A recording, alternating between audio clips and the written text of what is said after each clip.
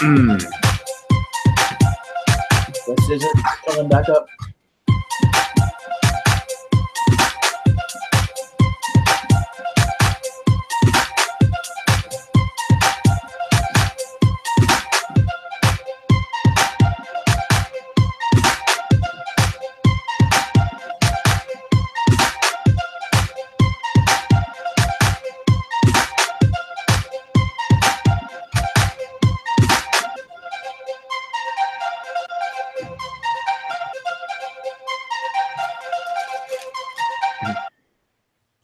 Oh, it's Sunday night, ladies and gentlemen. It's 10-ish, and it's the TheCruscast. This week, without any high fructose corn syrup, new blend. I got some. I got some Crystal Pepsi here. See, I got vitamin water. Oh. But I'm not talking about the drinks that we're drinking. I'm talking about the show itself. So we're healthier for you than those other podcasts who put in high fructose corn syrup in their shows. So, I,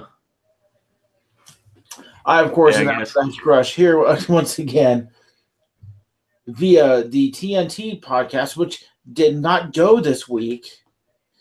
Oh, it did. We did it early on Thursday because I had a friend coming over this weekend who we hung out. He's not really a fan of doing that kind of stuff. So me and Frank did it Thursday night. I figured you'd probably be working or something, so we didn't invite you. You weak ass bitch. Are you telling me you would have came on? Yeah, I'd have came on, man. Oh, man. Sorry about that. We were trying to sort of keep it as short as possible because Frank had to go to bed, so we had to keep it actually just about as short as this show is normally. Ladies and gentlemen, that is not a feat with Franklin that happens very often. No. Actually, it was mainly only possible because it was just me doing articles, and I only did like 3 articles, so. Now that really is something else. Yeah. There wasn't much on for the news this week anyways, like besides what we were talking about tonight. Yeah. Well, one thing we can do on this show that we normally do on your show is bring up some 3 really really good battle stations. And ladies and gentlemen, this is where normally on a TNT show, Ian attempts to bring up via screen share on his computer a couple of really cool battle stations that may or may not be total and complete trash. Right. Well, where are you getting yours from? Well, let's see. Did you even have them prepared? I thought you had them just set as a tab somewhere. Oh, no. I mean, like, I have the Reddits where you usually find them from. I could give you those if you want. Give me a check, yeah.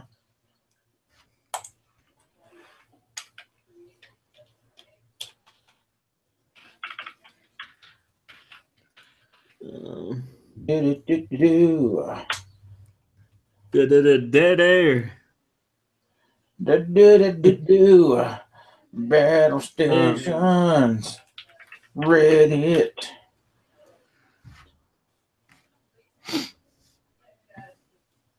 Battle stations Reddit. Yeah, they have like, the regular battle stations. They have average kind. They have shitty ones, shitty battle stations. I have bookmarks for ones specifically for the music themes. Like musician battle stations. Yeah. Okay. Nope.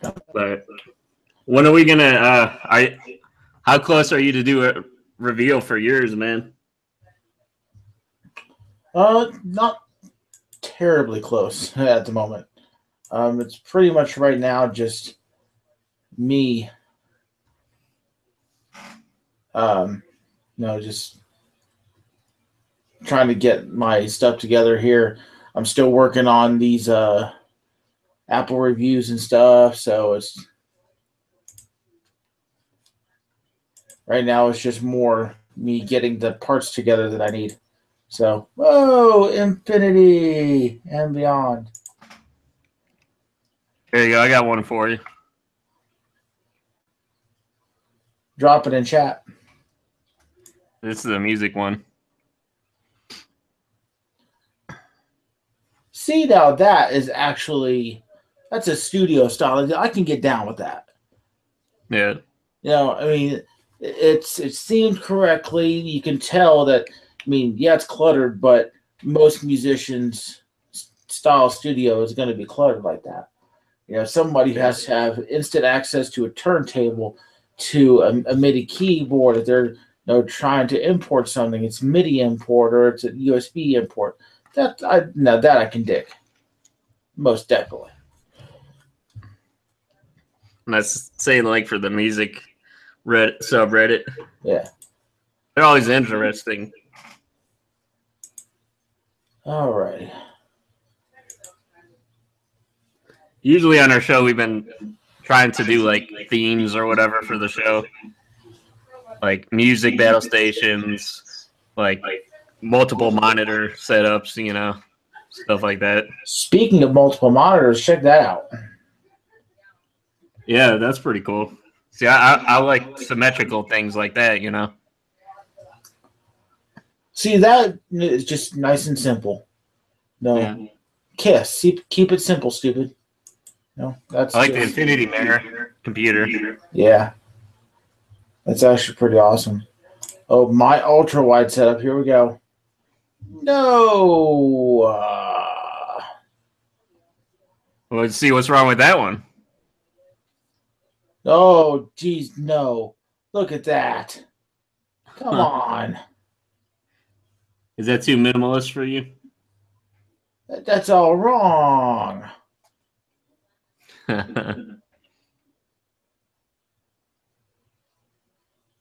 He's got GeForce TI.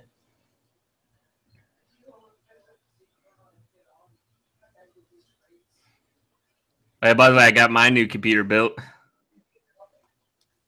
Did you end up fixing your old one that busted down on you? Yeah. Well, what in the crap is... No. No. No. No. No. No. You got to explain that, Doug. Oh, okay.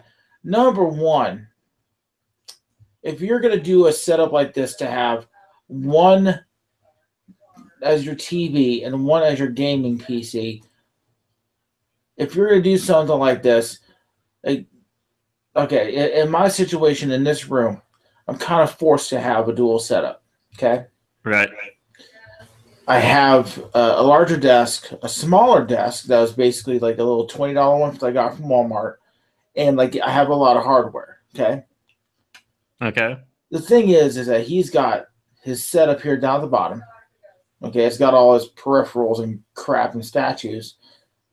The TV on the wall, the monitor on the desk, and then more peripherals off to the side with his PC in the background. Why not combine these two? Take the picture that's glaringly off to the right-hand side of the television, pop it over that way, actually have a decent desk instead of one of those corner desks that invariably makes it even harder to work around, and have a dual setup, like have the TV above the monitor. Yeah. Or, you know what I mean? It's like stuff like this that just irks me sometimes, because you can tell he had some cash to throw around. It's just that's unnecessarily cluttered and just like so off. Yeah. Ugh. Well, if he kept the corner desk, I would probably put the TV on the other side of the desk above, like And on the wall, you know? see, I could have dug that too, you know? You know, if you had a corner desk, had one side with the TV, one side with the monitor, I could dig that, you know? Yeah. But having it just completely off to the side like that, it's I will say his cable management, it looks good because you can't even see like one single cable. oh yeah. That is something is most definitely, you know. Is that kind of thing important to you? I like to have stuff cable managed in general, but that's mostly because I don't like to trip on wires if I need to Right. to do stuff. You know what I mean? So Yeah. yeah.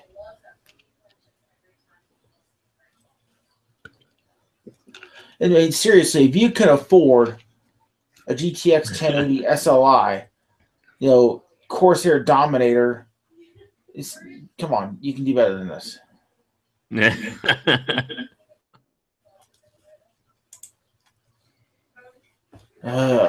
Dug through down the gauntlet.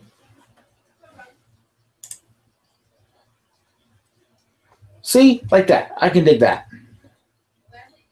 Yeah. You know, he's making general use of the wall that way he can hang up his headphones. It's not centered, but it looks like it's not meant to be centered because if he needs to, like, say, upgrade and put a third monitor off to the side like this, he has the ability to do so. It's almost like he does specific functions as far as his gaming and his productivity. Yeah. So.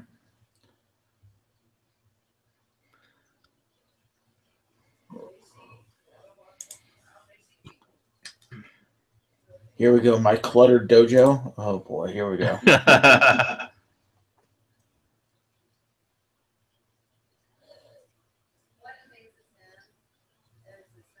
What in the hell? Dude, why? Wait a second. So you're telling me that this, okay, just look at this picture. You're telling me that this dude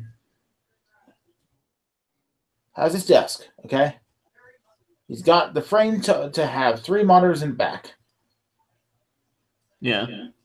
Looks like he has a racer style seat. Right. But he's going to put his PC on a card or on a freaking particle board box. Yeah, I wasn't sure, but it looks like that desk is like on a slab of unfinished wood or something. That one is some people like. I wouldn't downvote it on that. I wouldn't care much about the unfinished wood. Some people they dig on that.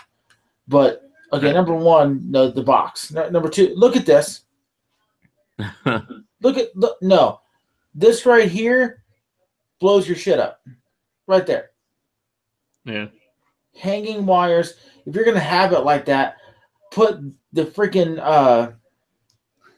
PC on the floor and use the box as a stand. Dude, oh my. Okay, is it just me or is he using both of these like as a link through? It just looks that way, I guess.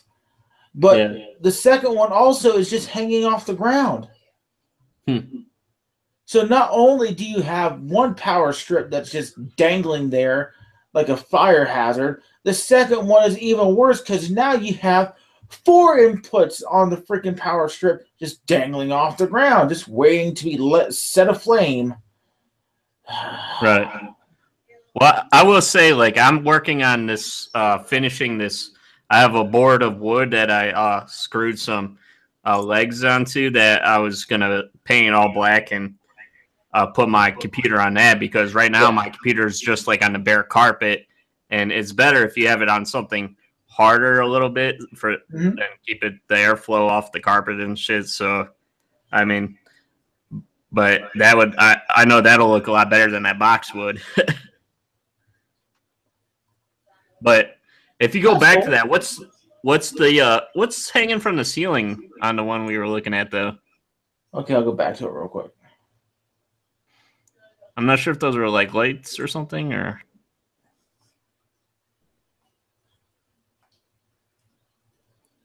Yeah. Those are Okay, so weird. he's got a hanging light, and it looks like What is that? he's got to be a streamer on YouTube. Hmm. Because that right there, you can use that to kind of even out the light on your face while you're doing Twitch streams. Yeah. Okay. So he's probably monitoring chat on the left side, maybe looking something else over here, and then running games on the right hand side. Or he's doing voiceovers with a script on the left hand side.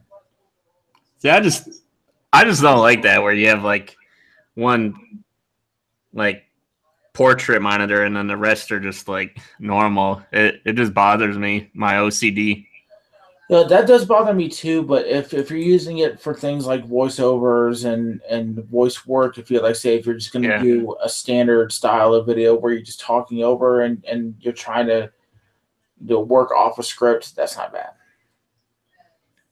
Not bad at all.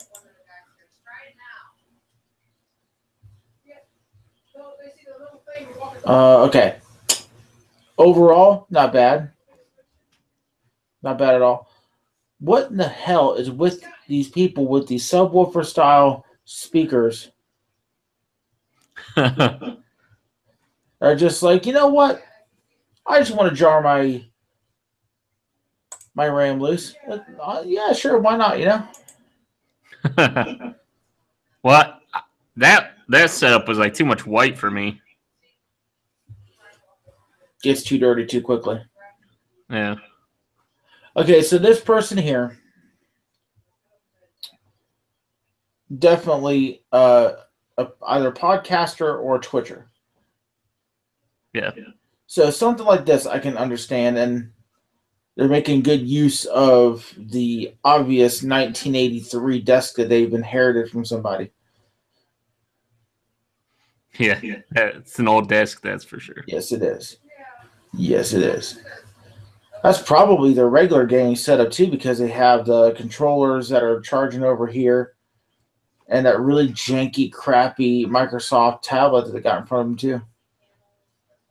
I will say, get something for those headphones, man. Oh, my goodness. All right, how about we do one more? Yeah, find one that you could really tear into. Let's see. Oh, okay. Here we go. Here we go. My battle station is complete.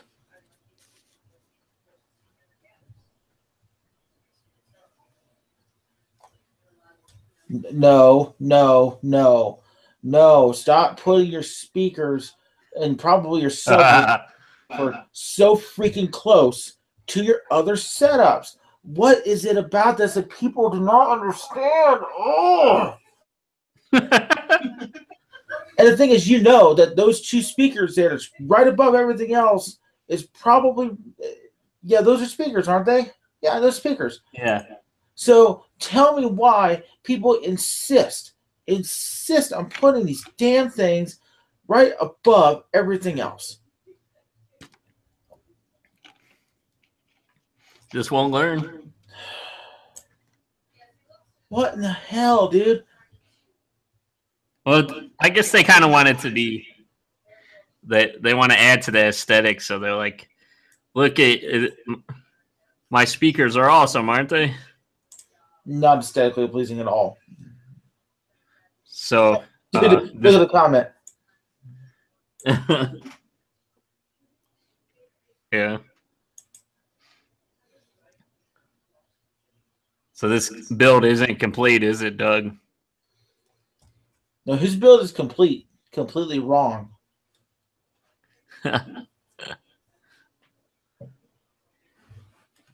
But again, I mean, it's so close to everything else. Yeah, you know, I can forgive the setup of the main tower because of how the case is set up. But just like for most general usage, why wouldn't you put it on the other side, I guess, would be my question. But I don't know, man. that's really just nitpicking. Otherwise, it's not a bad setup, except for the damn speakers. The damn speakers. Yeah, now, are you a fan of the racing chairs? I thought you said you like those. I like them. I know everyone kind of complains about them because there's no lumbar support, but you know what? You can get them out there with them. So, yeah.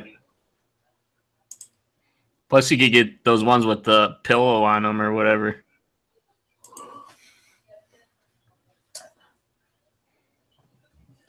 oh, damn it. Yeah, some of these look like they were only like allotted a corner of a room in their house or something, you know? They like had to cram everything into the corner. I could dig that one. Yeah, that one's nice and neat. Yeah. Got the guitars. America. Whoa. That one's a bit crazy, but I mean, Wait a second here. This is what happens when you're too cheap to buy screens that match. Oh, so those are screens. Okay. That I don't know. Okay. See, here's the thing about that. As long as it's functional, what you're trying to do, that's not bad.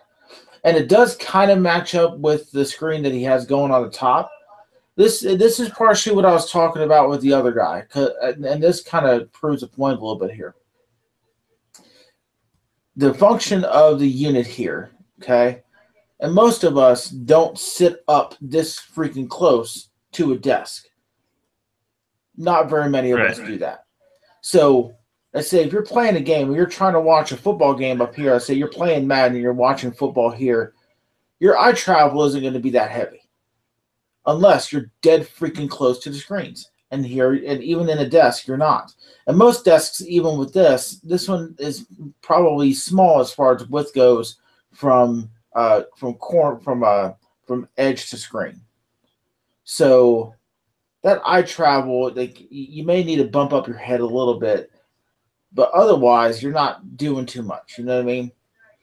And even with the offset screens that he's got going on, you might not need much on the secondary screen. Like if you're running a server off the secondary screen, you don't need it to be a big freaking wide screen. It's just not necessary. You know, you can stick with your standard widescreen for one. Go with a 4x3 for your server screen or whatever you're doing on your second screen, and be perfectly fine with that. Probably the only thing that's weird to me is just the decoration around it.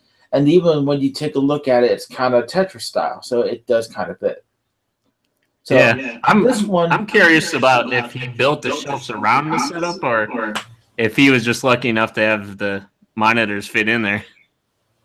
Okay, a point of reference. Show this right here to Frank and tell him this is how you do it. Yeah. Monica, why does he have a Dremel behind or at the bottom? You see that? Yeah. Maybe he uses it a lot. I don't know. That's why maybe he built those shelves with it. I don't know. By the way, speaking of football, did you watch the game today? I'll tell you what. The Browns, I had a very little expectation of winning the game. However, I wanted to have them be competitive and show that we're no longer a pushover team. And I think they accomplished that very well. Nobody expected us to be as competitive as we were. And to be quite honest, the only reason we lost is because of that block punt. The line couldn't keep it. They popped through, got that block punt for 6, and that was it. And I think that was one of their first scores of the game. So if we would have been a little bit more competitive and the line would have held a little bit more, which, to be honest, the line hasn't really played in full since the beginning of preseason. So you got to give them a little bit of time. Deshaun Kaiser as quarterback. His first real game out, not bad at all. Took a couple hits, but was poised under pressure. Probably the biggest thing he needs to learn to do is to be able to throw away the ball when there are no open available receivers. Yeah. That's the big thing. So, Yeah, disappointed about the loss? Yes. Disappointed in the team overall? No. Not at all. No, I don't. I agree, man. My friend from Pittsburgh, that's who came over this weekend. He's a college buddy from the Art Institute. So yeah, we were watching the game together and stuff. He's like, "I'm coming over here. It's enemy territory." Yeah. But I don't know. Do you watch football and stuff a lot, or other like general sports? I'm into sports as a standard. I watch American football, watch world football, footy. I'm a general fan of baseball. I like the games more than I like the actual game itself for the most part. But I like watching the minor league teams a little bit more than I do Major League. Mostly because I like Columbus's team, the Clippers. I really like that stadium. It's got a real tight feel to it. It's almost like it's tucked away on the other side of downtown, but it's there. You know what I mean? If you're walking past it or driving past it, you almost don't even know it's there because it's right next to the LC Pavilion. But I really like their stadium. I like the Clipper Stadium more than I like Progressive Field, if that says anything. But that could be part of the reason that it could be, I like Columbus more than I like Cleveland as a standard anyway. So, any other sports? I like arena football. I love arena football. Racing, it has to be a particular style. I like IndyCar, stuff like that. What's that? Yeah, I like college stuff too. College football, college basketball. So. Yeah, I heard they were trying to come out with like a Major League reboot. It'd be interesting. Yeah. Because they couldn't use the Indians anymore.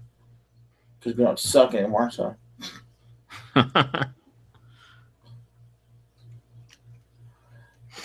Yeah. Well, did you want to get into our main topic here? All right, so news-wise, we're not really going to be covering too much. The main thing we're going to kind of run through tonight is just the Apple event tomorrow, what is coming, what might be coming, and what I, good Lord, wish were coming. So for tomorrow, the main thing that everyone expects that's pretty much set in stone that's coming out is the new iPhone. Duh. Comes out every year. Everyone knows what people are kind of leaking out, and what has been leaked out is that the possibility of the new $1,000 iPhone known as the quote-unquote iPhone X or iPhone edition. So have you heard anything in general about what's supposed to be hitting the iPhone X? No, I just know that they were kind of like, that was like in direct competition with the Note 8 that was priced pretty much about the same, I think. Well, the iPhone X is supposed to be a complete new redesign. So it's supposed to be a bezel-to-bezel screen on the width. On the height, the home button is supposed to be completely eliminated, so it's going to be a screen almost straight to the bottom. And then up towards the top is where you're going to have a little bit of a chin that comes on the bezel. That's supposed to use facial recognition. That's supposed to be better than anything on the market, and basically redesign how you read the top of an iPhone screen, which would be basically built into like iOS 11. So that's supposed to be the big thing. It's supposed to be going to an OLED screen with the new iPhone as well. So those are really the big things. Of course, having the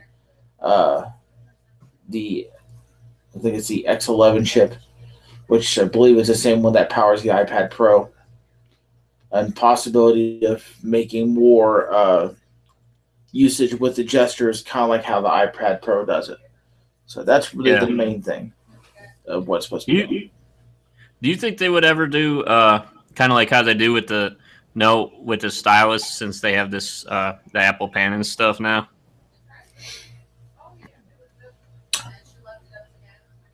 I'm hesitant to think they would. However, it's possible. The Apple Pen, the Apple Pencil, isn't a complete failure, and the people who have used it believe that it's more intuitive than any other stylus style that they've ever used. So I wouldn't put it past them to say, okay, if you buy the iPhone X, you get an Apple Pencil free. But Right. One other thing that people are wanting is, which is supposed to be rumored for it, is wireless charging. So you almost kind of think that they would do like a bundle, like get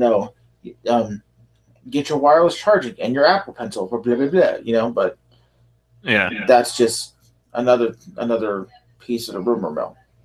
Now that was an interesting choice of words, though. You said that it wasn't a complete failure. You kind of believe that it was somewhat of a failure, because I mean, as from a person that doesn't use iPhone stuff, it seemed like that was something good for the iPad Pro.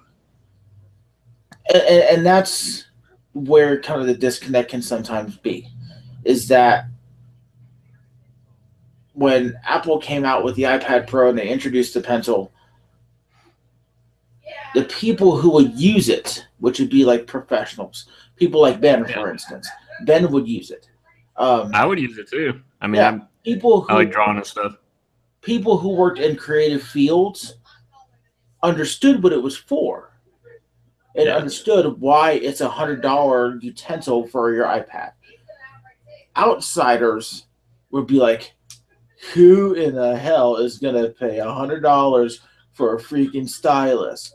So that's where that split comes. That's why I don't call it a complete failure. I call it a disconnect style product, because of what the product was aimed for and how the general public took it. So, did you see that commercial with the mom playing with their kids or whatever with that? I think it was for the Surface or that HP thing, where she's like, "You got bug eyes." I see that like a billion times on YouTube now. That ad. I try not to. So, but I mean, I think if they did something with that, like say you had a case that had a stylus slot in it for the iPhone X, that'd be fantastic, and they would introduce people a little bit more to it. Right. Now, what about other stuff? Wasn't it supposed to have like a dual camera, like the Samsung, or some kind of camera enhancements or something like that? My good sir, what does that look like to you? Oh, okay. But they are supposed to, of course, have the incremental camera improvements, which comes every year, which is going to make it the best camera in the business, and then they're going to trade it again and again and again and again. You know the megapixel? Huh? The megapixel? I haven't even paid much attention to the megapixel counts on camera phones anymore. It's seriously. I mean, when does this thing kind of become just, like the weakest jab in the arsenal? We got a better camera. We got a better camera. We got a better camera. We got a better camera. And what people don't realize, that doesn't determine a better camera. I agree with that. It's useless anymore. The entire camera argument is one of almost desperation anymore, in my opinion, when it comes to people talking specs. Now, it's one of those type of things where we're at this juncture now where, unless it's a really crappy phone, hardly anybody is going to notice a camera difference unless you're like, well, let's look at the pixel density and let's take a look at this. It's almost to the point now where on a mobile level, they're all DSLRs anymore. Yeah. There are going to be people who disagree with that, but it's the truth. Almost nobody cares anymore on a camera's viability in a smartphone because it's a weak punch. It really is. It's a weak punch. Not to mention the fact that you can use software to adjust and change and do this and do that to it. Your camera becomes almost a secondary feature as opposed to an app that will intensify or soften or brighten or, create the sharpness and yeah. Well, the thing is the camera's not going to take a good picture for you. Exactly. So. But there's also rumors of having the 7S and 7S Plus, which would just be another incremental upgrade for the line. It'd still be the cheaper option. That way people can get a better phone experience and a little bit better chip for a cheaper price. I would like to see the iPhone 6 drop in price down to the price of the SE. And maybe have the SE be like another,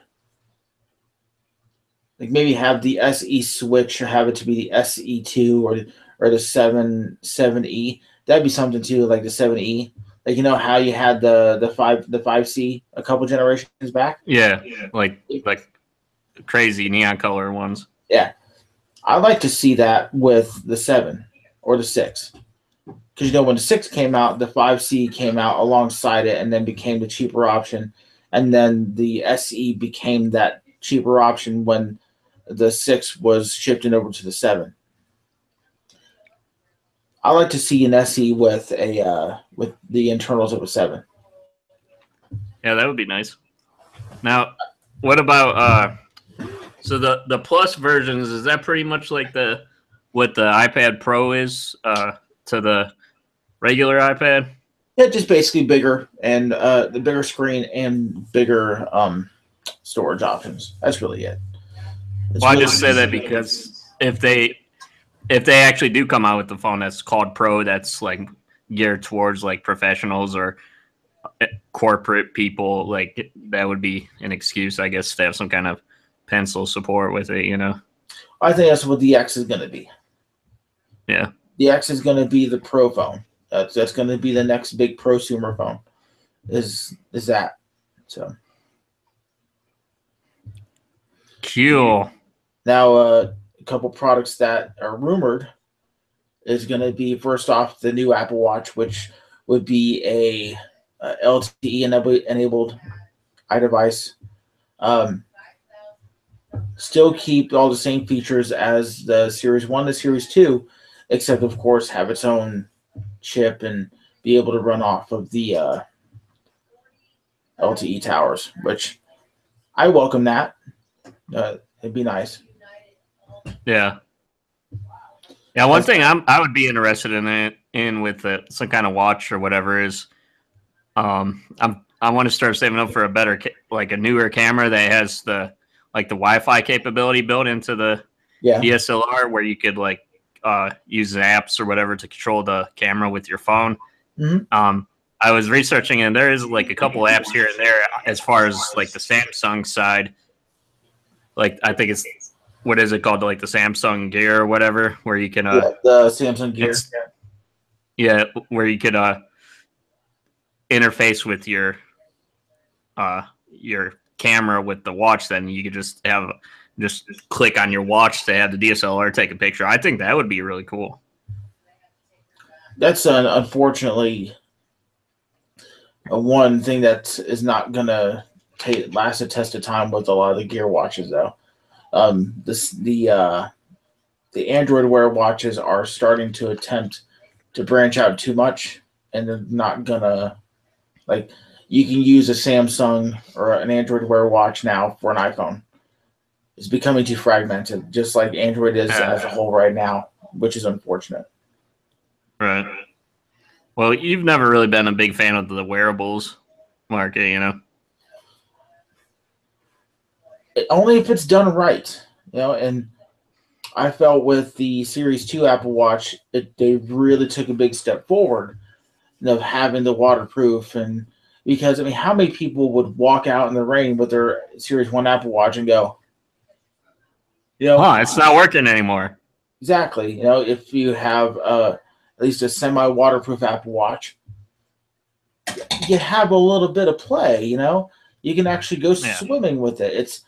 It's Apple is going towards that. I think the Samsung Gear line, though, is also going towards that in viability and ability for use. So that is, I am the great Android hater, but again, and I've mentioned this on the TNT podcast too, is that Samsung makes the best Droid products. They really do. There is no better company that has made these products on an even keel level within the past couple of years than Samsung. No one's been better. Well, do you think that's because they've been like one of the few companies that stepped up and try to compete with Apple, forcing them to keep on their toes? Yeah. Well, I think that's part of it. And part of it, too, is that Samsung's consumer electronics division strives for the type of excellence that Apple does, except Apple has been doing this for way longer. Apple has this streamlined, whereas Samsung, they have to compete in so many other divisions that their consumer electronics division, in particular their phones and their wearables, anything Android related, is playing catch up with a much smaller staff. They do the best they can, and they do what they do generally well. It's just you're not on that level. I just want to know what happened to BlackBerry and like other phones like Nokia and everything. Like they were just as hot as the Apple, but they just faded out, man. Well, BlackBerry Motion now runs Android on their phones, and they're more of a niche product. There's some companies who are still BlackBerry companies, but nobody else is. The other thing with Nokia is that Nokia is now owned by Microsoft, and Nokia was making specifically Windows Phone devices, and we all know, like I would rather buy the crappiest Droid phone in the world than ever own a Windows Phone, and that's the truth. I've said it 1,000 times. I'll say it 1,000 more.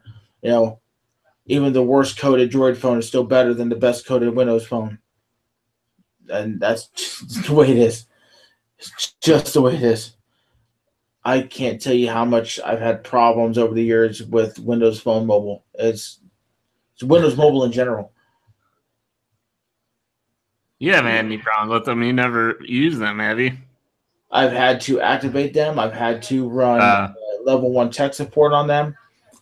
And really? Are some of the worst devices to try to mess with, to try to fix, and to try to even do anything with, because everything is just, there's no support, there's no app support, the app store is garbage, the user interface is total garbage. It's I can maneuver through a Droid phone. At least there's a hierarchy of files, of file types that I can go to mess with, and I can do this, I can do this. I can find those. On the Windows phone, oh my gosh. Oh. That is a hell I wish on no consumer. And you know what? The market share reflects how poor that product really is. That's why I don't trust any Microsoft tablet running Windows 10 SE or whatever version of Windows it is, because it's still a mobile version of Windows, and it's horrible. Horrible. Well, what were you doing supporting, like when you were working as a manager in Walmart? Yeah. I had general knowledge of almost every single device that we carried. I had to mess with it for activations, and my contacts disappeared. Let me take a look at it. My phone's rebooting. Let me take a look at it. It's just one of those things that you get over time. And I used to work for AT&T in customer support as well, so I used to know how to get to there from here, to get to here from here, and do this, do this, do this, do this. That's how I know as a fact that at least 50% of people who have problems with an Apple product did not take the time to learn their product. Well, people, how do I turn it on? how do I do this? And it's, I'll run you through it real quick. And boom, you know, it's just. Yeah. A lot of people who use devices need to be taught or need to get a book to read how to do it. And that's not an insult. That's just the truth. You know, it's one of those situations where people have to learn, have to go and piece together their information and learn and watch videos and watch YouTube videos. And that's why they have those iPhone for Dummies and this and do this and learn how to get it from here, read these articles, no matter what device they buy. So it's just you have to.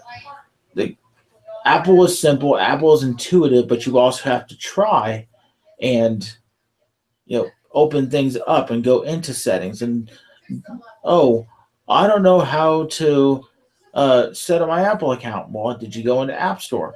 No. Well, go into App Store. It's these type of things that people don't like to learn how to do. Well, that's true, but that's one of the reasons that I'm glad that I I do have to deal with problems and stuff sometimes with Windows or Androids. I have a appreciation. The positive thing is that it helps me it forces me to become better with technology and diagnosing problems in general. So I mean, I guess that's one good thing. Yeah. It's just that, I mean, working in that space forces you to dive headfirst into devices. Yeah. Well, Apple is the most intuitive product. It always will be the most intuitive product.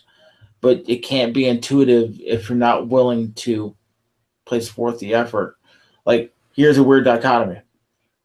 I've had shifts where within the same 20 minutes of each other, two people owning pretty much the same phone. Somebody who's about 70 and somebody who's about 20. A 70-year-old wants me to teach them how to do something because they want to learn how to do it. Right. 20-year-old just wants me to do it and send them on their way. Yeah, but it's happened. The opposites happen though too, because the opposites. A lot of old people are like, I don't want to learn that crap, exactly. That newfangled gadgets, and that's the thing is that we also have a lot of people, some older people who are being forced by their families or by whoever, or just by general necessity into getting a smartphone, and they don't really want it, but they'll get it anyway, just to be able to jump into it. And then you have some people who are so giddy about learning how to go in and change the wallpaper and change the ringtones. So it's just going to be one of those type of deals where the person has to be right for the device and the device has to be right for the person. And that's one thing when I was younger, I strived to do when I was helping people was say, okay, what are you looking for? Instead of just saying, oh, buy this, what are you looking for? What are your interests? What do you like? How much do you want to pay?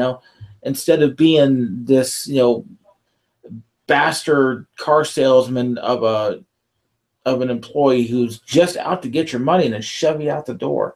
I always hated people who were like that. I hated working with people who were like that.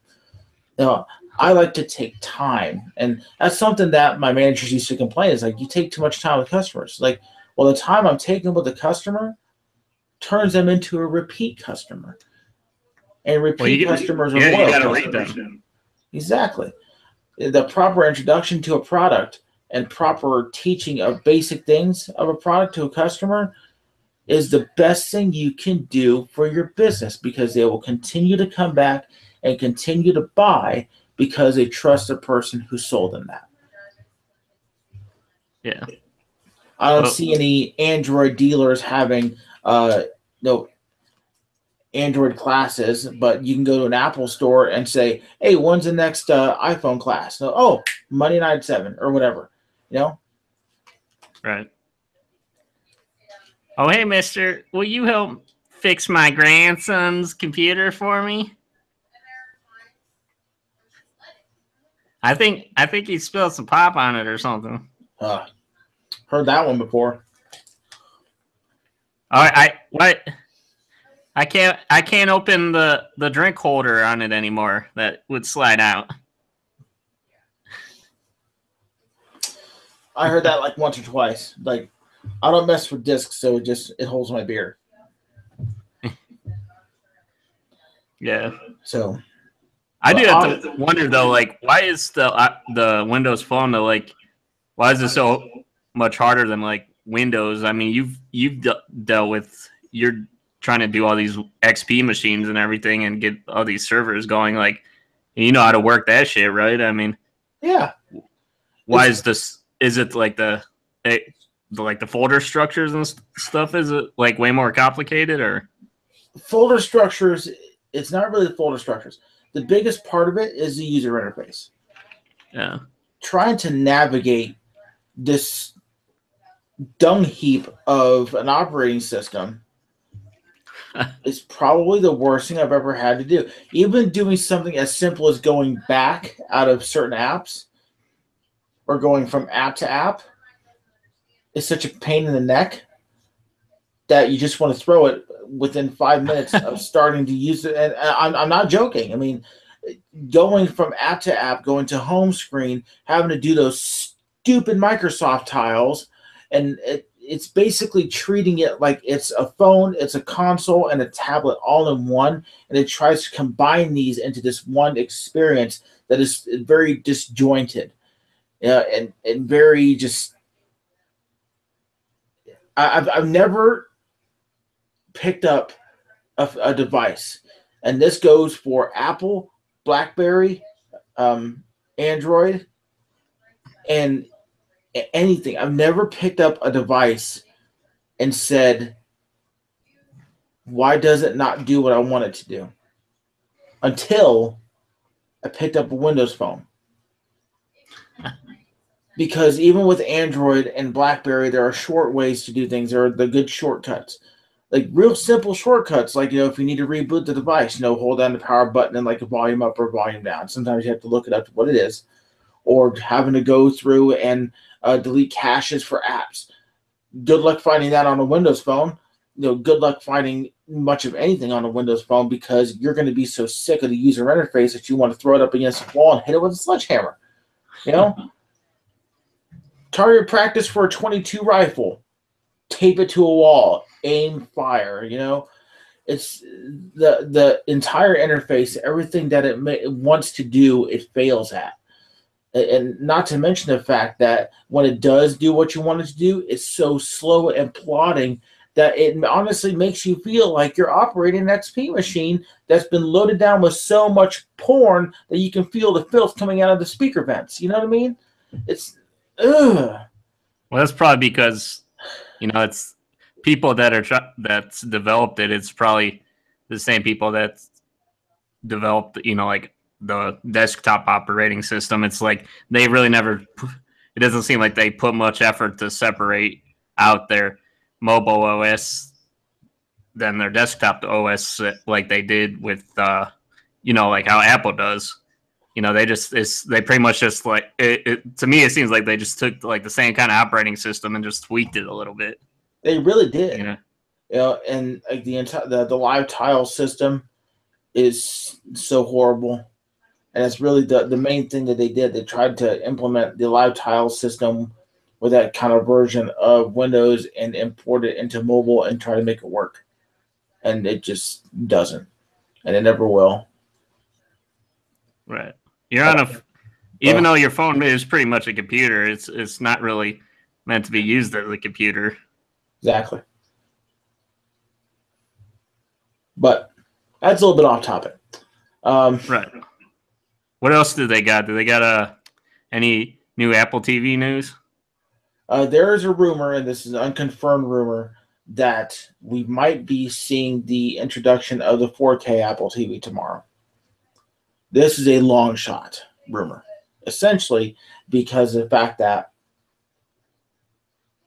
Apple is now in negotiations with 4K movie makers for the price of these. Apple wants to keep it at the $19.99 price, and these companies want to bump up the price to $25 to $30. Mm-hmm. So, I mean, yay for the fact you'd be able to do like 4K Netflix and any other provider that's doing the 4K, but possibly having to pay more for your movies, not to mention the fact that it's probably going to be more expensive because the fact that you need more storage because the 4K content takes up so much more storage.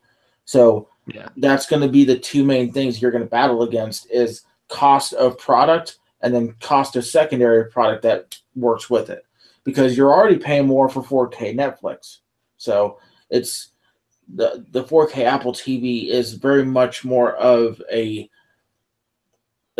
forward thinking investment that I'm not sure Apple's ready to jump into yet, which is why it's more of a long shot. Did they stop the Mac Mini? Oh That no. was like the same size as the Apple TV. Oh no.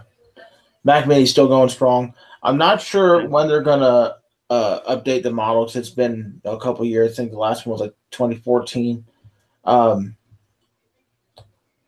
But there's a rumor going around that they're going to go into a little bit more detail about the new iMac, which, if you saw the WWDC, they teased it. Like, it exists. It's going to come out, but not just yet. So I would like to see them drop some info on that tomorrow, because I think that'll be a good game changer and it'll revitalize the iMac market again. Now the Mac Pro, I'm glad because they've said that they're going more back to like a more of a modular type desktop thing, which I'm glad they got rid of. They're going to get rid of that horrendous trash can. You know, I mean, it's small, form fitting, and of course the thing is, Apple came out with it, and there was a line a mile long of imitators. That shows you something. That shows you something very important, that Apple is still at the forefront of design of technology. Still. Yeah, but like a lot of people are looking forward though. They want to get. They're like, okay, I'm over this thing now though. Such as I mean, friends. The thing is they're really good trendsetters. I mean, even if the product isn't good, they'll make you like it. You know. Yeah.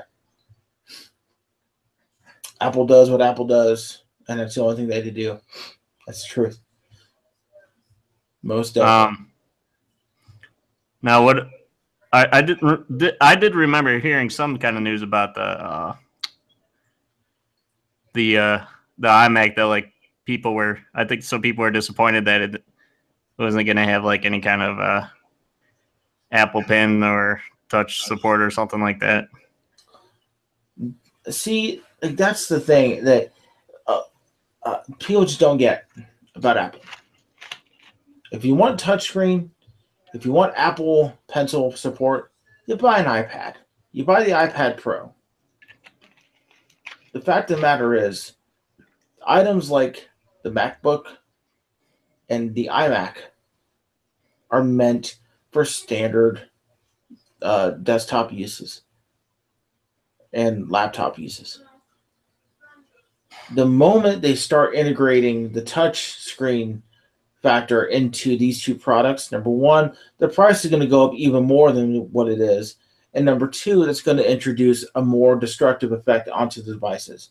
Because stupid people do stupid things, and stupid people break touchscreens on so many devices that's not even funny, you know? And who wants to use, and this is a very small part of the overall community that uses these touchscreen functions. All these other companies are like, oh, well, you can detach our screen and do all this, and it still works as your primary desktop or your primary laptop, all in one with touchscreen. Ooh. How many people list this as a necessity in a device? Apple does not go for a 10% of the majority of people who are looking to have a touchscreen on their Apple device, because, like I said, you have three major Apple devices that have touchscreen: iPad, iPad Pro, iPhone, right there. That is for your touchscreen use. So Apple's you don't think a lot of people are buying those AIO computer screens or those, oh well, you the know, the thing touchscreen is that laptops and stuff? the market is getting flushed with a lot of these devices that are all in one with a touch screen, and it's selling because the price is cheap because the product's cheap. The touch screen is garbage. The fact of the matter is that most of these are super freaking thick, and the most devices are getting smaller these days, especially with Apple. So why have to introduce all these inconsistencies and having to deal with an even thicker product when Apple tries to go very minimalist on its design? Why have to sacrifice all this stuff just to make 10% of the customer base happy? Right. Well, I mean, Apple doesn't always, they don't always add in technologies just because they're there and popular, I guess. Yeah, Apple does the technology that they want to use. And for better or for worse, because there have been a couple things that I don't agree with Apple on, but most of the technology that they are into, most everybody else has been into.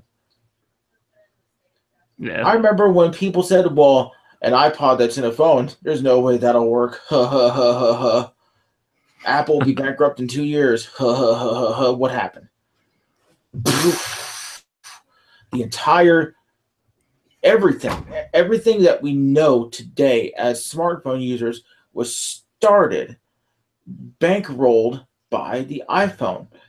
The only reason tablets are as big as they are today is because Apple struck at the right time. They weren't the first, but they were the first to do it correctly. And that's something that a lot of Make these, things better. Yeah, that's something that all these companies just can't get. You can make all the devices you want, but until you make one that just works, and that's the thing I've always told people is that, yeah, companies will come out with these functions and these features, but how many times have you heard of a hyped up phone or a hyped up tablet or a hyped up computer that does everything that you want it to do, and half of the features do not work as stated on the box? How many times? You know? Lots. But when Apple comes out with a feature, if that feature doesn't work, what do? It's fixed. They find some way to fix it, or they say this will be fixed on this date, or they're already working on a patch and they just fix it. You know? Or they just drop it and, you know, like they won't get into it anymore, like with their video game system or whatever. Exactly. What was the first thing that Steve Jobs did when he took over Apple again? Hey, guess what, the Newton? Bye-bye. Yeah. You know, that's the one. Apple is more of innovators than they are inventors, you know? Yeah. If they see a function that is an actual function that can work as a function and can be a function, they'll turn it into a function. Design is their forte. Perfection is also their forte. Most of the big technology they license out and make better. Not just throw it into the device and see if it sticks. That's something that, you know, everyone says, well, Apple doesn't make new features. They never have. When was the last time Apple introduced a hardcore Apple first feature on any device they've had? Well, Touch bar. I mean, touch bar. That's it. And the touch bar is a general function touch bar. That's it. It just works. right. You know? Even the Apple Pencil is, I mean, that's like styluses that have been out for a long time. Exactly. People, you know, how many times have you bought a cheap ass stylus that doesn't work half the time? I bet you if you buy an Apple Pencil, it just works. Heck, most of the technology that's in modern stuff is like already been out since the 90s, you know, in some kind of rough form.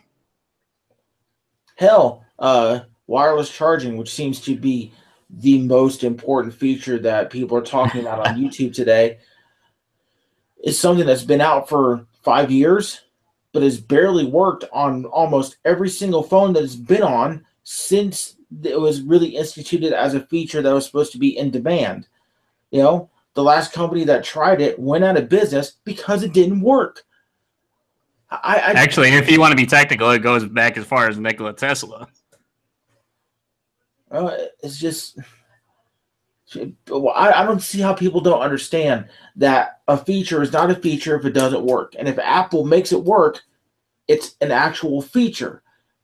A feature is not a feature if it sucks. Oh, but Doug, you got to pack the megapixels in there. Come on now.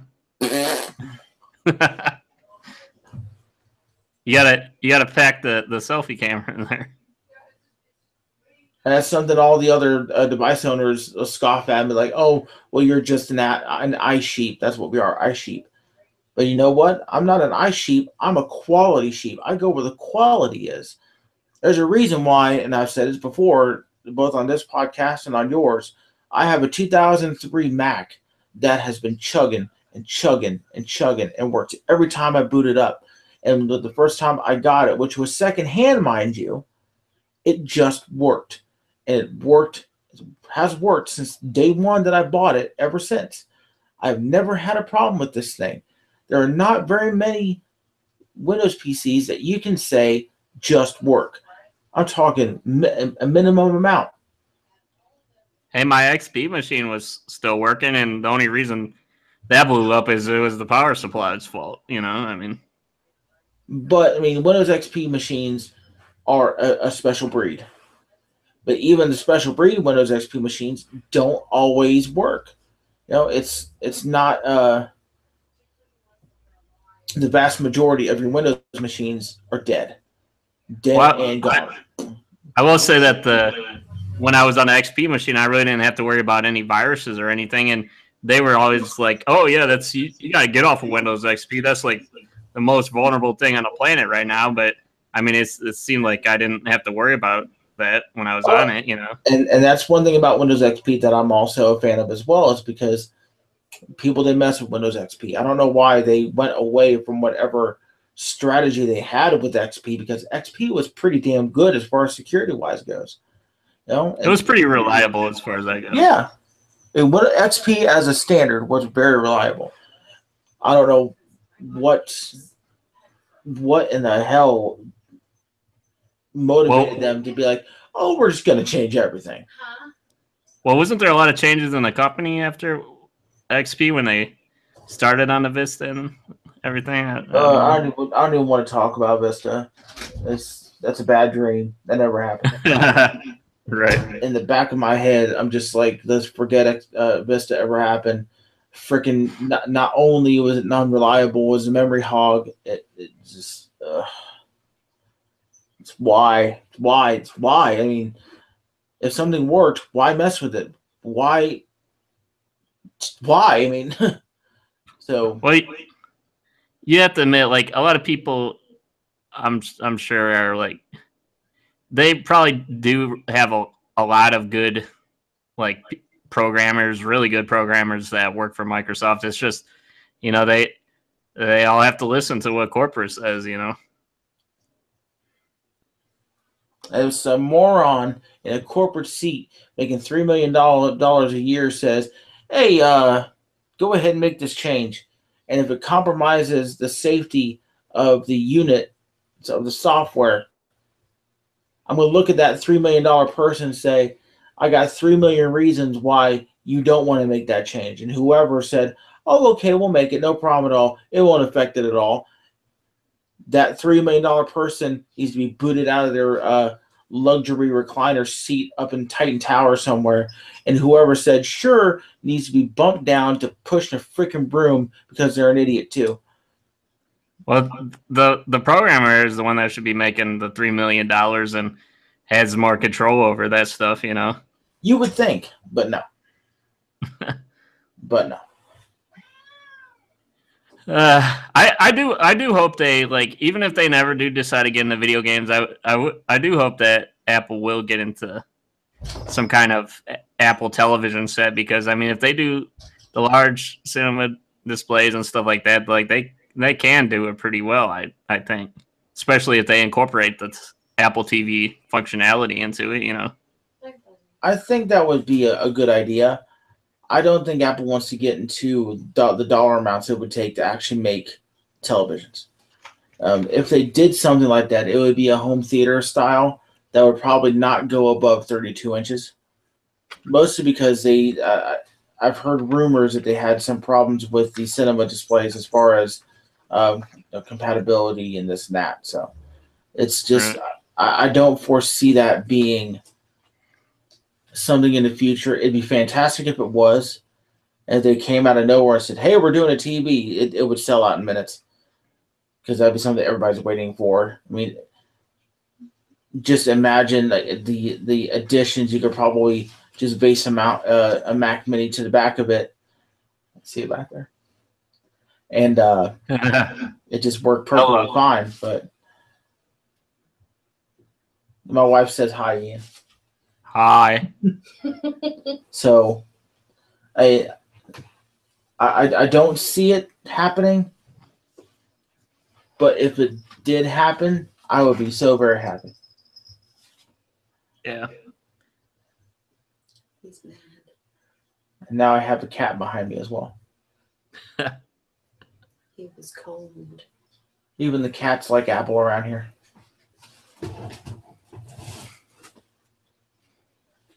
Don't shoot kitty cat. What else? What else do they got? They got I don't know. I don't know what else other products that they have. That's pretty much the big run. Yeah, are they going to announce any software changes, updates? Well, they normally do the software changes and updates at WWDC. That way they can start on getting dev kits out and making sure that developers know what's coming and how to integrate. Like this year, of course, they put out the iOS 11 and the new Mac OS, and I can't remember for the life of me what it was. High Sierra, I think it is. So yeah, did that come out already? I thought that was a little bit later. They've been rolling out dev kits, and I think as a whole, it's going to be rolled out probably by the end of the month, if not the end of October. I could be wrong there. I haven't really paid much attention to the High Sierra talk, but I believe that my Mac Mini should work on that too, but we'll see. Really? But yeah, that's one good thing about Apple is that they make the software pretty forward compatible still. Yeah. That's another reason why Apple's the best.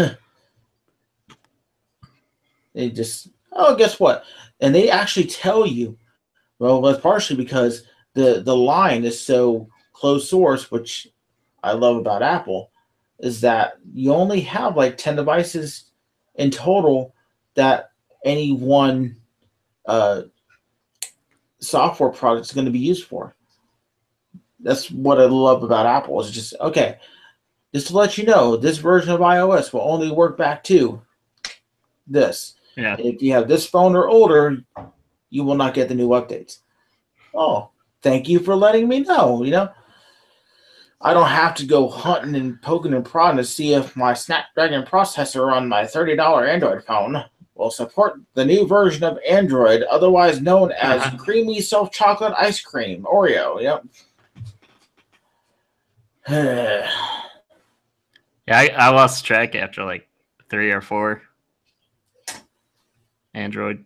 The new one's like 7.0 Nougat or something like that, or Crunchy Taco. Yeah. I don't know. Like Android 9.5 Choco Taco. That's one thing I do have to complain about though with Samsung, is that they are way behind on the update cycle. Like they're like the worst. We don't get that shit until like the next version is already coming out, almost. I don't know much about that, to be honest with you, so I can't really comment on that. I just always heard when I was working in that retail space that Samsung did not like to roll it out on the simple fact of they wanted to make sure that the entire phone line of that generation would work.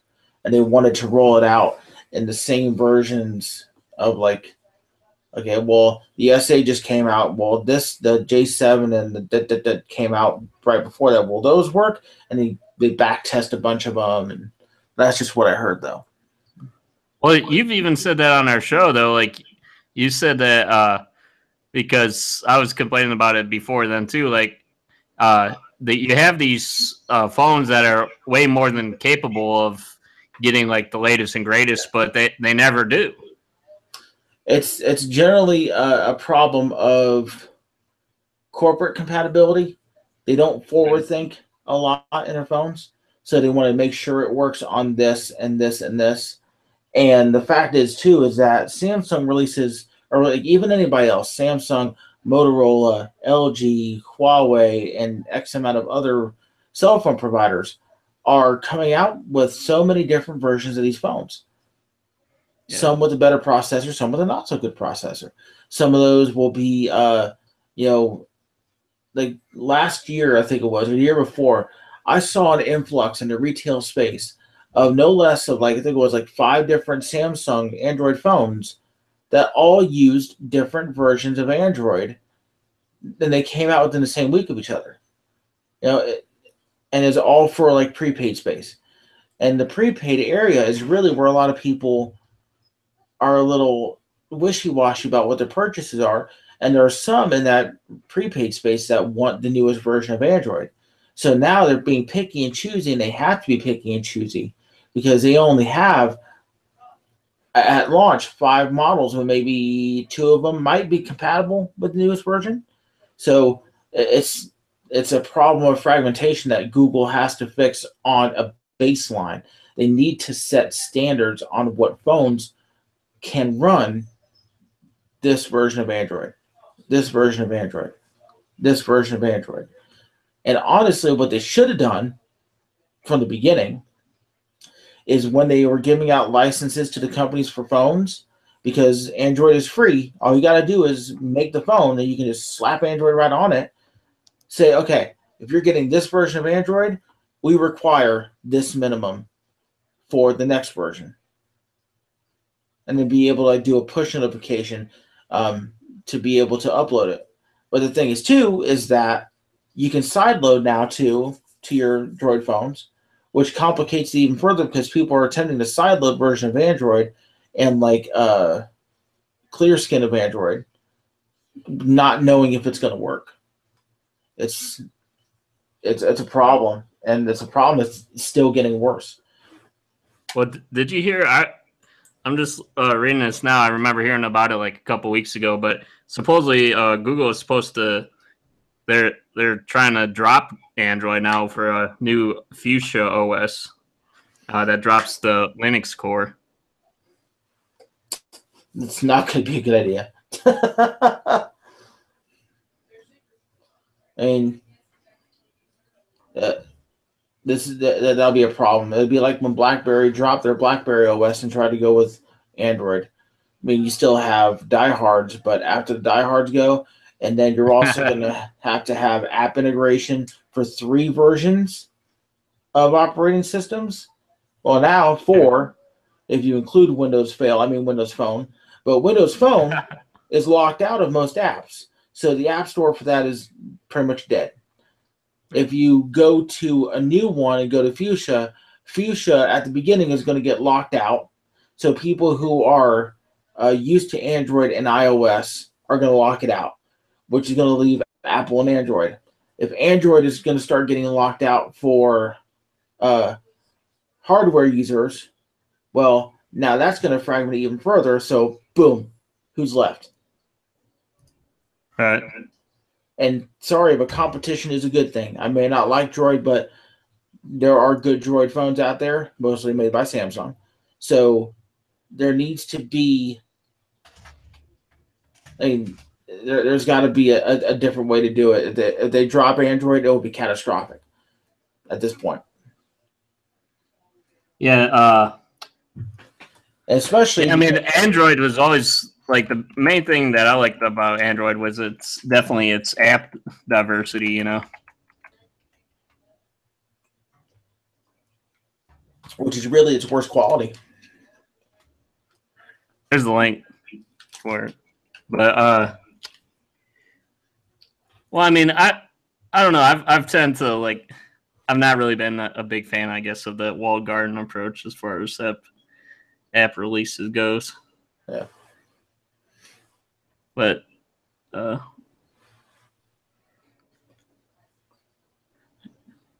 such is the way of cell phones, my friend. Yeah.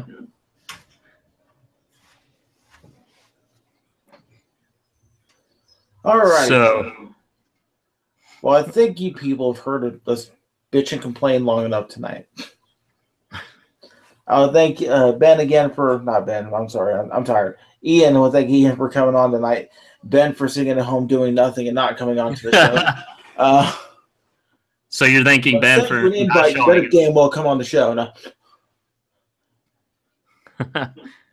Well, he would have. It would have been interesting to see his viewpoint because I mean he's an Apple guy too, you know. We would have never gotten done if Frank was here. Well, you see, the thing about it is that with my Droid phone, I can do all sorts of different things. Well, all iPhone is closed source. I mean, it's like what I did with my. See, there you go. I played the part of Frank tonight. Oh, jeez, man.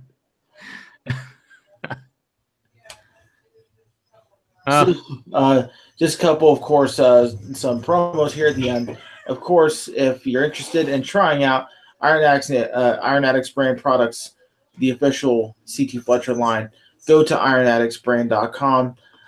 There are some promos that they're running via Instagram and also Facebook. If you check them out on Facebook, there's even better coupons that they're running. They were running a 30% off sale this weekend. I'm not sure if it's still going.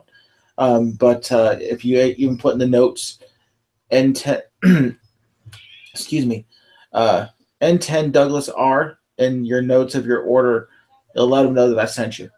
So be sure to check out Iron Addicts brand. And also, feel free to join the Iron Addicts Nation. We are looking for more people. We want to be able to represent CT Fletcher and the Iron Addicts way the best that we can. It's a really fantastic program, and there's a lot of ability to just work and to grow and to be not just a better bodybuilder, but a better person. So be all you can be. Now, Iron Addicts Army, right? And we're the Iron Addicts Nation. Same thing. And just remember, ladies and gentlemen, still your motherfucking set. Well, I was going to ask, do you have anything else going on though, like as far as your writing or whatever, or aren't you? You're not quitting on that movie, are you? Oh no! If anything, this time of year, since it's horror related, it's in overdrive right now because I got a lot of stuff going on up here. I'm trying to script out death scenes a little bit more carefully and try to think of things a little bit differently as far as angles and camera positioning and tension and how the music fits in with the tension of the scene. It's really kind of digging my brain into that. So I'm still working on the story as well. I'm kind of stuck on it, so I might have to take a step back from it for a hot minute, just kind of reset my brain. But the horror project is something I'm really, really digging mentally right now. So I'm doing much better than I thought I was going to be at this time. We'll see what happens from here on out, but I'm just excited to create a little bit more. And I know a couple people who'll be able to shoot with me if the time came. Yeah. Lord willing, I can actually shoot something sometime soon. Yeah, hopefully that would be pretty cool, man. Like, would you ever, would you post some, I don't know what you call them, like some like clips or something like that on your channel? Well, that's really what it is. And instead of doing like a full hour and a half movie, because I definitely don't have the budget for that. Right. It'd be very close held scenes and writing short stories to go along with the scenes to help bridge. So, because I think having this type of multimedia style story not only can grab people with the writing aspect, but can also keep that kind of flow going with the visual aspect. Um, so I think, at least in my brain, and my brain's wired differently than everybody else's, but in my head, it flows really well. And how I would cliffhanger stuff off and be able to, shoot it this way and have it feed into the next story. And it's just getting it to work, getting it to flow, and getting it to a point where I believe it can work as an overall story. So, Right. Now, does your movie, like, do you have some kind of vision for your distribution? I mean, are you just well, going to slap it on YouTube? the clips I'll be doing will basically be YouTube. I'll have to do a separate channel. I'm probably going to have to put it behind the explicit wall. It's going to have to be done for it to be horror related. It's right. Either that or maybe Facebook is the only other distribution channel I can think of, unless I went a couple different routes. If I wanted to actually turn it into a full scale movie, Amazon has a program for movie creators that put in for dailies in a script. So it's just pretty awesome on my end. It's going to be a little cookie cutter, a little bit campy, but that's kind of how I like horror movies. I like them. I like them with a little bit of a twinge of ha ha, it's coming, So, well, you got to have some of that stuff that people can still relate to that they've liked about horror movies, because if you go too far away, it's hard to, for people to get into it sometimes. And that's the kind of balance you have to strike. It's balance in filmmaking, and even short making is something that is a very fine line. You can bounce around on the line. You just can't cross at a particular spot. I think with what I'm working on, I think it rides the line pretty well. So, yeah. Are you trying to do any kind of monetization? Because, like you said, you're gonna have to keep this explicit. So there goes YouTube, I guess. You can do some kind of GoFundMe or Kickstarter. You can actually get away with explicit on YouTube. It's locked behind the explicit wall, but it's doable. And if you can catch the right eyes, it can be viable. So it's just a matter of getting it in front of the right people, trying to make sure that they get what the project is about. Because you gotta, with this type of a project, you have to get people invested in a little bit more time than just a visual. And that's something that is going to be very challenging to do, but I think it can be done. I think so too. I'm just worried about like the like the ad revenue and stuff. I don't think you're really going to be able to get that. I mean, I believe you could get a lot of views and stuff on it. So. Well, that's why I'm seeing Facebook as a viable option, because pages like Crypt TV have way bloodier than what I'm thinking, and they're still in business, Yeah. So even having something really basic, I'm not really looking as a monetization as a goal at the moment. Like, say if I make a couple and it gains some traction, it may be doing like a GoFundMe or an Indiegogo or something like that. It's just that once you get into the monetization game, there's a whole different line of rules that you have to follow. And then the pressure ramps up about tenfold, So yeah. I'm trying to keep it low key and fun is the main thing right now. Well, I think that definitely is important. The minute it becomes not fun is the minute where you probably shouldn't do it, because then you're probably straying from your vision on the project anyway. Right. That's not something I want to do. I want to be able to, at the end, be able to create something else, maybe in the same vein, maybe not in the same vein, but still have that push and that drive to do it. So Yeah.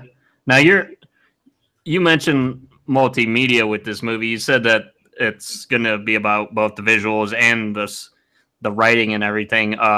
Your movie is in your movie and your story are two separate entities, correct? they're actually going to be the same entity. Oh, okay. One is going to feed into the other.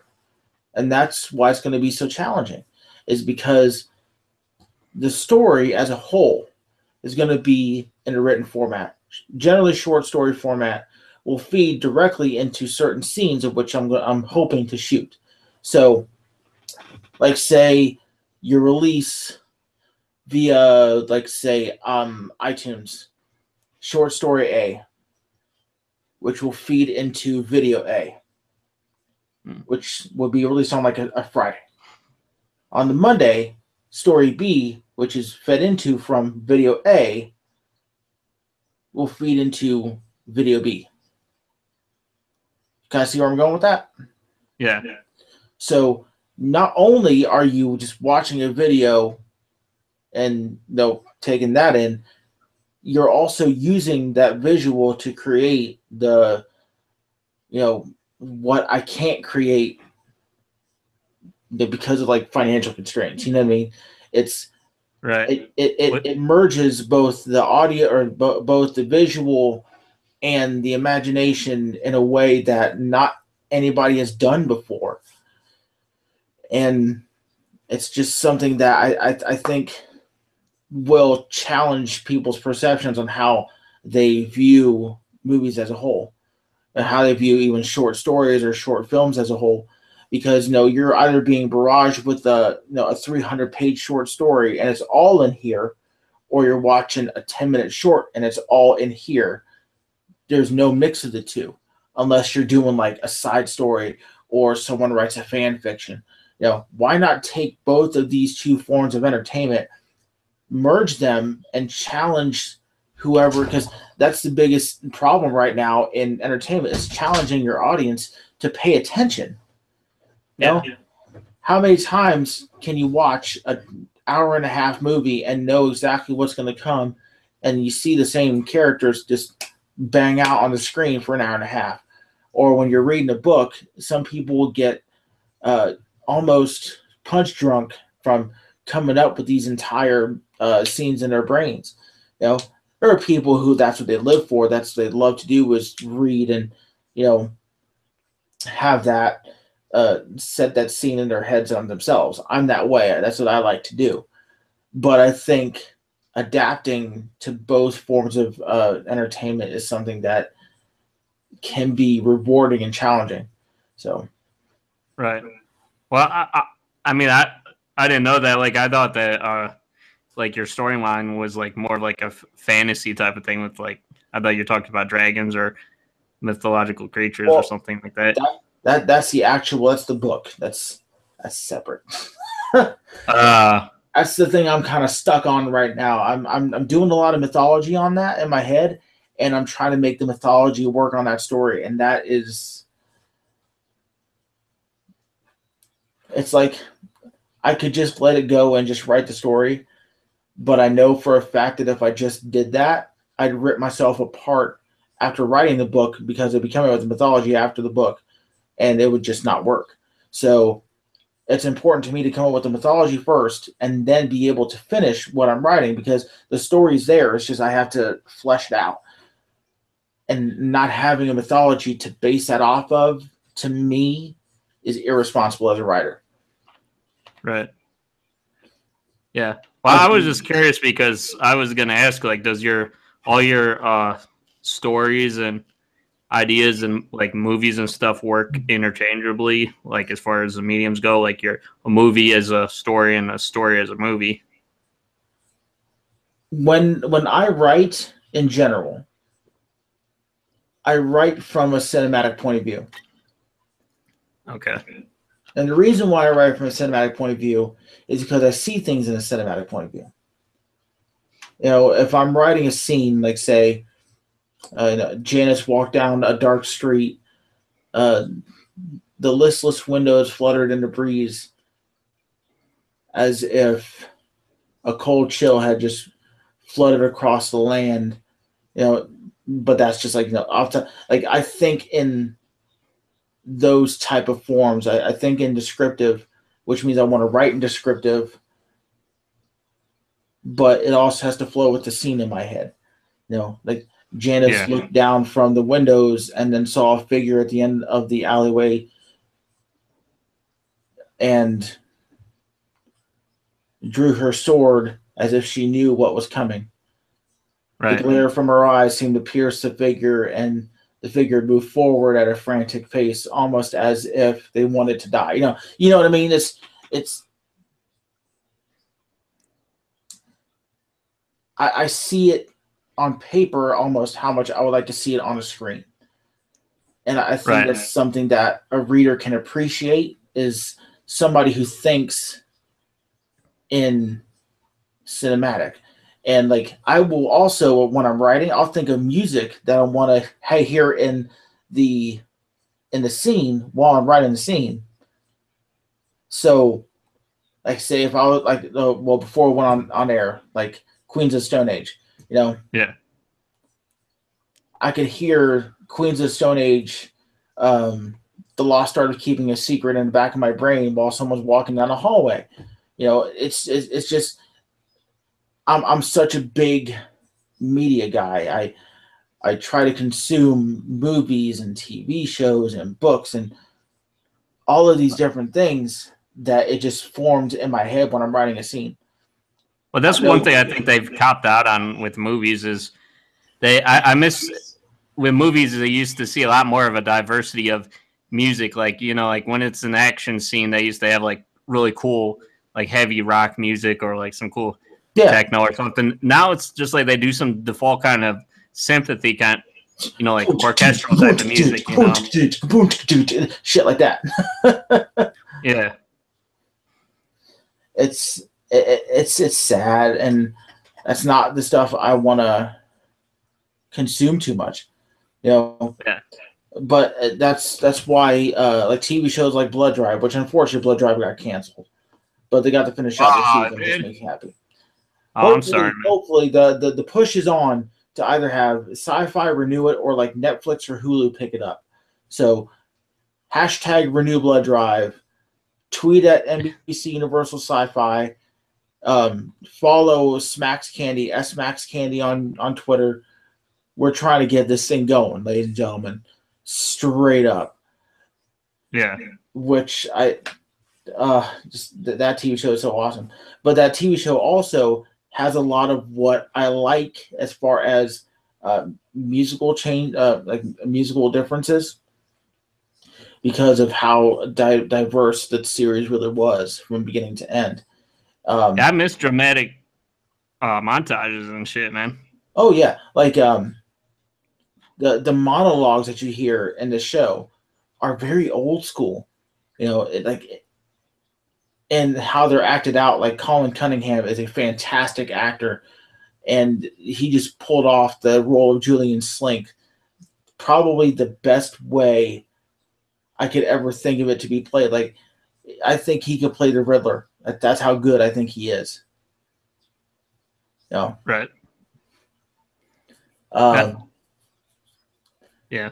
But it's just shows like that just totally piqued the interest of what I look for in media. So. Right. Now, it's most people when they think about like movies and stuff, they, you know, like it's always usually come from some kind of book or writing or whatever, because you have to start with writing in the first place for the storyline and everything. Is it always easy to, like, if you wanted to go vice versa, go from a movie back to like some kind of novel or book, because since you technically do have to start off in writing form first, or could that be a misconception? It depends on what I'm into as far as the writing goes. Only in the sense that if I'm attempting to write an action style scene that I'm already thinking of putting in as a a cinematic style, you have to adapt it because of how screenplays are written. So your situation with what you're writing has to fit how you're writing. You know what I mean? Right. If I'm trying to write a scene, I have to write the scene, and I have to explain exactly what happens in the scene from frame to frame to frame without even going by a storyboard, because almost everybody goes by storyboards in Hollywood, whether it be in film or in TV. I don't have that luxury. So I have to adapt what I'm writing to fit this scene as far as length goes, because how many times have you seen a TV show where someone's running down a hallway, a movie where someone's running down a hallway, and then a written scene where someone's running down a hallway? All three of those can be written in three different ways with three different perceptions and three different takes on that exact scene. That scene can be 2 seconds flat. That scene could be a minute and a half. That scene could be 5 minutes, depending on what you're doing, running down this hallway. So when you're piecing together these scenes in different ways, in different functions, in different forms, you have to adjust your writing to reflect that. And that's where how you write has to adapt and has to change. Right. Well, your movie that you're planning on making, it sounds like it would make like a pretty cool like audiobook or something, you know?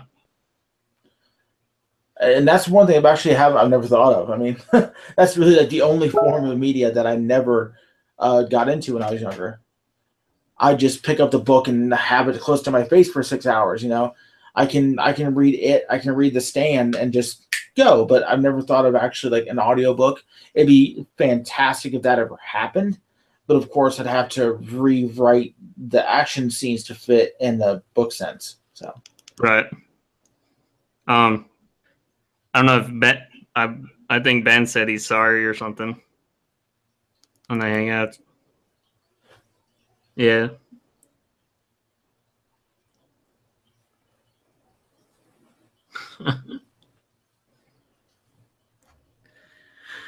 But Clark. I don't know. Like that's my sister's girlfriend I invited on our show a while ago. But I don't know what's up with that. Anyways, yeah, it's definitely, it sounds like you have the creative juices going though, you know. I do is just getting it down on paper and getting it to the way I want, because I don't want the first effort to be trash. I don't want it to be just a complete and total like lack of respect for whatever genre I'm trying to do. And I want it to fit in every single aspect that I'm working to attempt to make it fit into, even if it's only a slight fit. You know, I'm not trying to make square peg in a round hole, but I'd be happy with sanding it down a little bit. You know what I mean? Right. I guess is the best way to put it. So, I have been working on the main story, which is the dragon story, for years. It's been like 10 years at least since the original idea came in, and I was halfway done with the first portion of it, and then I lost it all, and I was so mad. So like, I'm trying harder than ever to get the story out, the original story, and then I got the idea for the horror project. And I'm like, part of my brain's like, what is wrong with you? Like, are you stupid? What is, like, why are you doing this? It's to the point now where I'm mentally writing multiple times a day, just even like walking down a hallway. I can think of different ways to shoot a hallway walk. I can think of different ways to shoot like figure those Dutch walking. angles down the hallway. It's my brain is a weird place to be sometimes. I can walk around and think of how I'm walking around and how I'm seeing walking somewhere.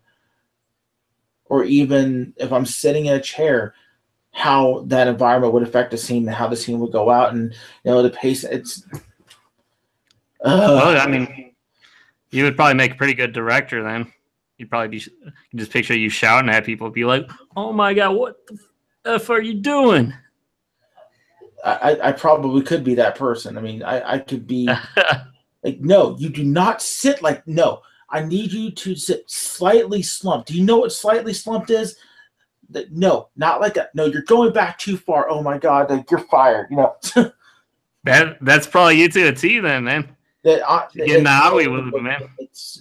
That's if I ever get to a point where I can actually like direct a full length story version of it. Oh man, I'm just my brain. You would have to get used. You would have to get used to, like trying to work with, like inputting your vision into somebody else's vision. No, because a director isn't the story writer. Exactly. So, but you get to have some kind of creativity with how you view the film or whatever. I don't know. Yeah, I don't know if I'd be able to direct somebody else's work.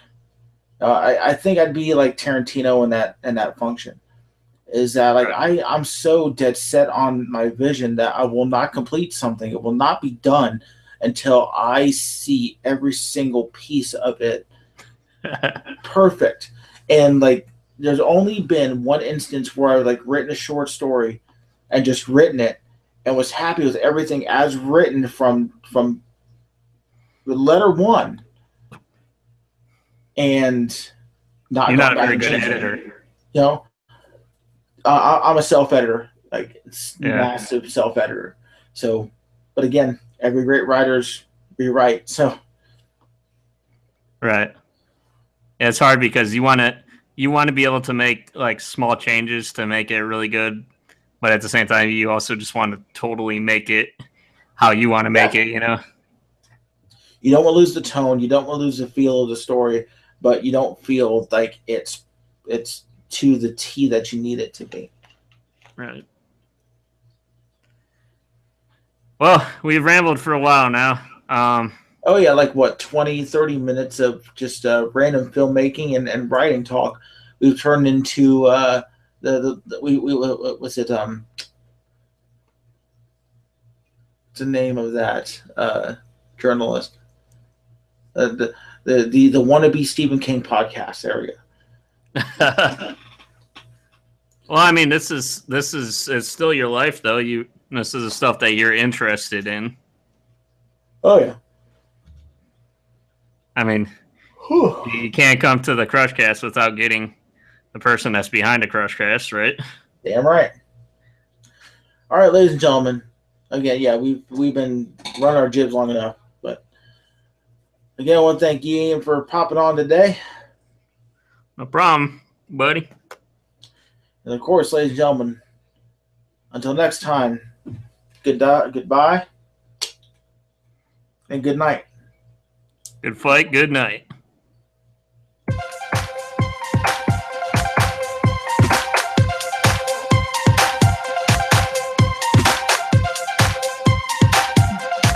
Hopefully by next week, ladies and gentlemen, I'll have a shorter outro and intro. Oh, come on, man. We got some glow sticks. Yeah. I know. I'll remix it. That's what I'll do. Oh, we need some glow sticks, some Molly, maybe. Some Exodus. Or whatever you call it.